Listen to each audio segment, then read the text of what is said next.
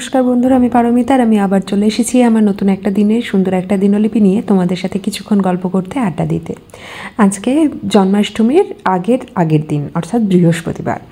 এখন বসেছি গোপালের অঙ্গরাগ করতে। বাজে রাত্রির প্রায় 12টা, 12:30টার মতন। ওই জন্যই আর সুপ্রভাত বলিনি, তাই নমস্কার দিয়েই শুরু করলাম। আর এই দেখো আমার গোপালের অঙ্গরাগ হয়ে গেছে। এবং গোপালের শুধু না, এই যে দেখতে পাচ্ছ জগন্নাথ দেবের আগের ছবিটা দিয়েছি, জগন্নাথ দেবেরও অঙ্গরাগের কমপ্লিট ছিল না, সেইটা আমি পুরো কমপ্লিট করলাম। এবং তার সাথে সাথে মা লক্ষ্মীরও অঙ্গরাগ কমপ্লিট করেছি। এইটা মা লক্ষ্মীর আমার আগের লুকস, আর এটা এখন অঙ্গরাগের পরে। কেমন হয়েছে অবশ্যই তোমরা জানিও। সুপ্রভাত বন্ধুরা, আমি পারমিতা আর আমি আবার চলে এসেছি আমার নতুন একটা দিনের সুন্দর একটা দিনলিপি নিয়ে তোমাদের সাথে কিছুক্ষণ গল্প করতে, আড্ডা দিতে। আমি যথারীতি স্নান টান করে উঠেছি অনেক সকালে। আজকে একদম ভিডিও করা হয়নি, কারণ খুব ব্যস্ত ছিল, বুঝতেই পারছো। আজকে জন্মাষ্টমী, আর হ্যাঁ, তোমাদের সবাইকে জন্মাষ্টমীর অনেক অনেক অনেক শুভেচ্ছা। তোমরা কিভাবে তোমাদের জন্মাষ্টমী কাটাচ্ছ অবশ্যই জানিও। এখন আমি সোজা চলে যাব আমার গপু কে মানে সাজাতে। তার সাথে সাথে মা লক্ষ্মীরও কালকে অঙ্গরাগ করেছি, যোগু দাদার অঙ্গরাগ কিছুটা করেছি, তো সেই সব কিছু তোমাদের সাথে শেয়ার করে নেবো। তো চলো এখন ঠাকুর ঘরে যাওয়া যাক। আরে তুমি সারা বাড়িটা জল জল করছো কেন? তুমি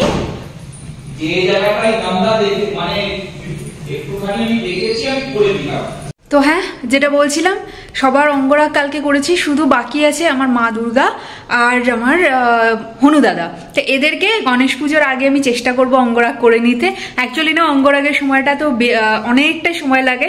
কাল আমি মোটামুটি যোগু দাদা আর মা লক্ষ্মী, যোগু দাদার তাও পুরো অঙ্গরাগ নয়, নাকের পোর্শনটা করার ছিল, তো সেই আর মা লক্ষ্মীর পুরো অঙ্গরাগ করতে আমি মোটামুটি বিকেল 6টায় বসেছি, রাত্রি 9:30 বেজে গেছে আমার পুরো করতে। আর এই কাজগুলো করতে আমি এত ভালোবাসি, অ্যাকচুয়ালি আমি আঁকতে খুব ভালোবাসি, তো সেই জন্য না সময় কিভাবে চলে যায় বুঝতেও পারি না।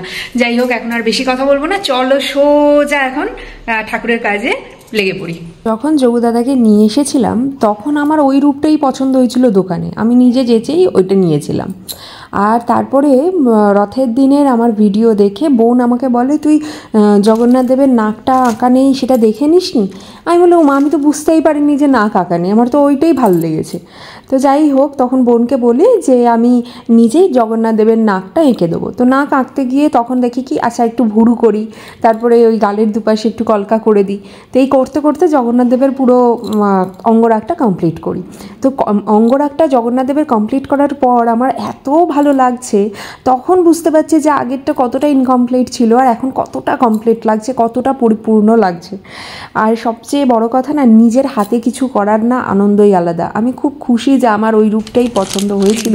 আসলে আমার পছন্দ হয়েছিল বলাটা ভুল, জগন্নাথ দেব ওই রূপেই আমার কাছে আসতে চেয়েছিল, আর হয়তো উনি আমার কাছে থেকে অঙ্গরাগ করবেন এটাই ওনার ইচ্ছা ছিল। যাই হোক, দেখো ওনাদেরকে নতুন জামা কাপড় সব পরানো হয়ে গেছে, আর এখন এক এক করে 3জনকেই তাদের নতুন গলার হার পরিয়ে দিচ্ছি। তোমরা অবশ্যই জানিও যে জগন্নাথ দেবের আজকের এই সাজটা কীরকম হয়েছে।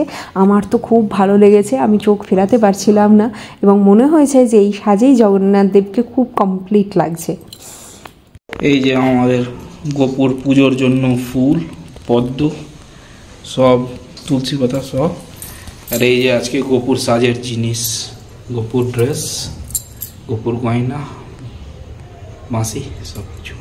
চলো, গণেশ দাদা, মহাদেব সবাইকে স্নান টান করিয়ে সাজিয়ে গুছিয়ে সোজা চলে এসেছি গোপুর স্নান অভিষেকের জন্য। আজকে জন্মাষ্টমী বলে কথা, আমার গোপুর জন্মদিন, তাই আজকে স্নানটাও একটু স্পেশাল তো হবেই। এই যে আমাদের গোপুর স্নান হয়ে গেছে, গোপু কিউট লাগছে, কি কিউট লাগছে ওকে। এটা কিন্তু ও নিজেই বলতে গেলে করে নিয়েছে। নাম এরকম ভাবে একটা ছবি দেবে, ওই দেখো পড়ছি।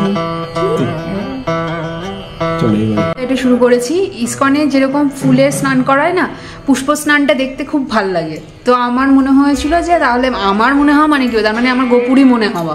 গোপুর তো আর ওরকম ভাবে বলে না, আমাদের মুখ দিয়ে বলায়। তো তারপর লাস্ট ইয়ার থেকে আমরা গোপুর পুষ্প স্নান করাই।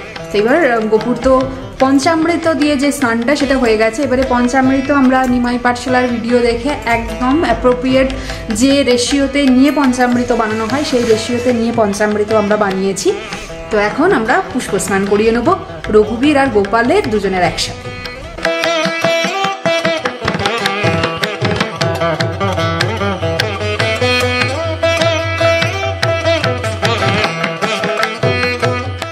আর অভিজিৎ ডেকোরেশনের দায়িত্ব নিয়েছে। কি হবে আমি নিজে জানি না। ভালো হবে। ও তুমি নিয়েছো, তোমাকে দিয়ে গোপাল করিয়ে নিচ্ছে, এরকম করে ভাবো, খুব সুন্দর হবে। নর্মালি ওই সব দিকে থাকে না। এই যে গোপুর এই জামাটা আজকে পরবে। আমি প্রত্যেক বছর জন্মাষ্টমীর দিনে সাধারণত হলুদ জামাই পরাই।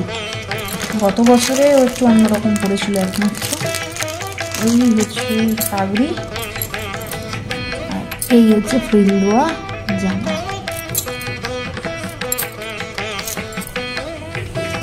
এই যে একে একে গপুকে নতুন জামা নতুন গয়নায় সুন্দর করে সাজিয়ে নিলাম। আর অভিজিৎ এদিকে গপুর সিংহাসনটা অর্থাৎ দোলনাটাও সুন্দর করে সাজিয়ে দিয়েছে। অভিজিৎ সাধারণত এই ডেকোরেশনের কাজে কোনোদিনই মাথা ঘামায়নি। আজ হঠাৎ করে বলল আমি একটু দোলনায় একটা সাজিয়ে দেবো, তাই ও ওর মতন করে সাজিয়েছে। আমার তো খুব সুন্দর লাগছে। আর যে মানুষটার এই বিষয়ে কোনো রকম কোনো ইন্টারেস্ট কখনো থাকে না, গপুর কৃপায় সেই নিজে হাতে এই দোলনাটা সাজালো। দেখতেই পেলে গপুকে সাজিয়ে দোলনাতে বসিয়ে দেওয়া হয়ে গেছে। এবার আমি আমার নিত্য পুজোটা সেরে নেবো সকাল সকাল, আর সবাইকে আমি ব্রেকফাস্ট দিয়ে দেবো। ব্রেকফাস্টে খুব সামান্য আয়োজন, বাটার মিল্ক, মাজা, ড্রাই ফ্রুটস, আর তার সাথে হচ্ছে খেজুর এবং মিষ্টি, এইগুলো দিয়ে, আর চকলেট তো অবশ্যই। আমার গপু, গণেশ দাদা, যোগু দাদা সবারই চকলেট খুব প্রিয়। আমি প্রত্যেক বছর ঠিক এইভাবেই সকালবেলার প্রাতরাশটা আমার ভগবানের উদ্দেশ্যে জন্মাষ্টমীর দিন দিয়ে থাকি। ওদিকে অভিজিৎ চলে গেছে ভোগ রান্না করতে। আর ছোটোবেলার একটা ছোট্ট ঘটনা তোমাদেরকে বলি। ছোটোবেলা থেকে আমি অসম্ভব ঠাকুরে বিশ্বাসী ছিলাম। সবচেয়ে বড় বিশ্বাসী ছিলাম আমার গণেশ দাদার প্রতি। গণেশ দাদাকে আমি ছোটো থেকেই দাদা বলতাম। তো যেদিনকে আমার বাড়িতে আমাকে পুজো করতে বলা হতো, সেদিন যত গাছের ফুল আছে সমস্ত কিছু গণেশ দাদার পায়েতেই অর্পণ হতো। অন্যান্য ঠাকুরদের প্রায় কেউ কিছু পেতেন, একটা আধা, না হলে পেতেন না। আর দিদি প্রচণ্ড রেগে যেত। গণেশ দাদাকে দিবি অবশ্যই, কিন্তু তা বলে অন্যদেরকে দিবি না, একটা ব্যালেন্সড তো রাখতে হবে, এইরকম করে বোঝাতো। যদিও আমি আধ্যাত্মিক থাকলেও নানান রকম উটকো প্রশ্ন আমার কিন্তু মাথায় আসতো। কারণ ওই যে আমাদের সামাজিক পরিস্থিতি, পারিবারিক পরিবেশ, পলিটিক্যাল চিন্তাভাবনা আর স্কুল শিক্ষার সিলেবাস, এগুলো মনের মধ্যে কিছু প্রশ্নচিহ্ন এঁকেই দিত। মধুসূদন দত্তের বিভীষণের প্রতি ইন্দ্রজিৎ কবিতাটি রামচন্দ্রের ভূমিকা নিয়ে মনের মধ্যে বিশাল বিশাল প্রশ্ন এনে দিয়েছিল। সকালবেলা ব্রেকফাস্ট দেওয়া এবং পুজো এখন কমপ্লিট হলো। অভিজিৎ ওদিকে ভোগ বানাচ্ছে। এবার আমি যাব, আমি পায়েসটা বানাবো, আর বাকি যতটা যা হেল্প করার হয় করব। তো চলো আর একবার তোমাদেরকে আমার ঠাকুরের সবাইকে দর্শন করিয়ে বলছিলাম, বর্তমানে যুক্তিসঙ্গত কারণেই সেই সব প্রশ্নের উত্তর আমি পেয়ে গেছি। আমার মন নিজেই দিয়ে দিয়েছে, তাই এখন আর সেই সমস্ত প্রশ্ন মনে আসে না। এদিকে আমার পুজো সম্পন্ন হয়ে গিয়েছে সকালবেলার। তো জন্মাষ্টমীর সকালবেলার প্রাতরাশের ভিডিওটা আমি এখানেই শেষ করছি। যদি আমার এই ভিডিওটা ভালো লেগে থাকে তাহলে অবশ্যই একটা লাইক করো, কমেন্ট করে জানিও তোমাদের কেমন লাগলো। খুব ভালো লেগে থাকলে বন্ধু বান্ধব রিলেটিভসের সাথে অবশ্যই শেয়ার করো। আর নতুন বন্ধুরা আমাদের চ্যানেলটিকে সাবস্ক্রাইব করতে ভুলো না, পাশে থাকা বেল আইকনটা অবশ্যই প্রেস করে দিও। তাহলে আমাদের আপকামিং জন্মাষ্টমীর দ্বিতীয় পর্বের ভিডিও তোমরা নোটিফিকেশন তাড়াতাড়ি পেয়ে যাবে। যদি ব্লগটা আমার ফেসবুক পেজ থেকে দেখে থাকো তাহলে অবশ্যই পেজটিকে ফলো করে দিও। আজ তাহলে আসি, দেখা হচ্ছে খুব শিগগিরই জন্মাষ্টমীর দ্বিতীয় পর্বের ব্লগ নিয়ে। Bye bye.